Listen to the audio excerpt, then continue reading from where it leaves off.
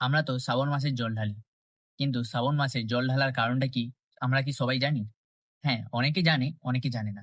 যাদের জানে না তাদের জন্য আমি আজকে বলে দিচ্ছি। তোমরা মন দিয়ে কথাটা শোনো। যখন সমুদ্র মন্থন হয়েছিল, তখন একটা বিষ বেরিয়েছিল। সেই বিষটার নাম ছিল হালাহাল। সেই বিষ কেউ পান করতে পারেনি। ঠিক আছে? সেই বিষ স্বয়ং বাবা ভোলানাথ আগে এসে সেই বিষ পান করেছিল। সেই বিষ পান করার সময় তার গলা নীল হয়ে গেছিল। তার জন্য বাবা ভোলানাথকে আমরা এক নামে জানি, সেটা হচ্ছে নীলকণ্ঠ। বাবা ভোলানাথের আরেক নাম। সেই যখন নীল বিষ তিনি পান করে, তার শরীরে জ্বলন। মানে শরীর জ্বলে যাচ্ছিল। তাই সেই কারণে দেবতা এবং ভক্তরা তার মাথায় ঠান্ডা জল ঢালে। সেই জল ঢালার সময় সেই দিনটা ছিল শ্রাবণ মাস। সেই উপলক্ষে আমরা সবাই শ্রাবণ মাসে জল ঢালি।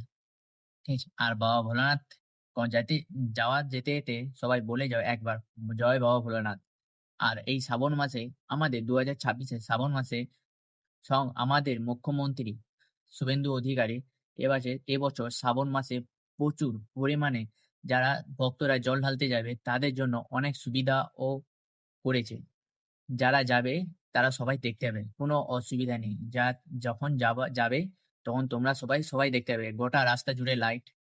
আর যারা বিশেষ করে শ্রাবণ মাসে সোমবারে যাবে তাদের জন্য গোলাপ ফুলের ফুল তাদের হেলিকপ্টার থেকে তাদের গায়ে ছড়ানো হবে। থাকছে চন্দননগরের লাইট গোটা রাস্তা জুড়ে এবং পুকুরটা জুড়ে ড্রোন শো। ঠিক আছে? তোমরা গেলে, রাত্রে গেলে তোমরা সবাই দেখতে পাবে। আর একটা কথা, আর যেহেতু আমাদের নিমাই ঘাটে জল তোলা হয়, সেখানটায় জায়গাটা অনেকটাই বড় করে দিয়েছে। আগের থেকে অনেকটাই বড় করে দিয়েছে। আমরা যে গেলে, সবাই ভক্তরা গেলে কোনো অসুবিধা হবে না জল তোলার। যেই যাবে সাধারণত আস্তে ধীরে সবাই আস্তে আস্তেই জল তুলতে পারবে। এবং রাস্তায় অনেক ক্যাম্প আছে। ২০২৬ অনেক ক্যাম্প করেছে শুভেন্দুদা, যে রাস্তায় যেতে কোনো ভক্তদের কোনো অসুবিধা হলে মেডিকেল আছে, কোনো অসুবিধা নেই। ঠিক আছে? কোনো অসুবিধা হবে না এবছর। আমি যেটা শুনেছি এবং কি দেখেছি। ঠিক আছে? কোনো অসুবিধা নেই। আর রাস্তায় গোটা রাস্তা জুড়ে লাইট, প্রশাসন সবাই থাকবে। কোনো কারোর অসুবিধা হলে সাথে মেডিকেল আছে ৫ কিলোমিটার ছাড়া।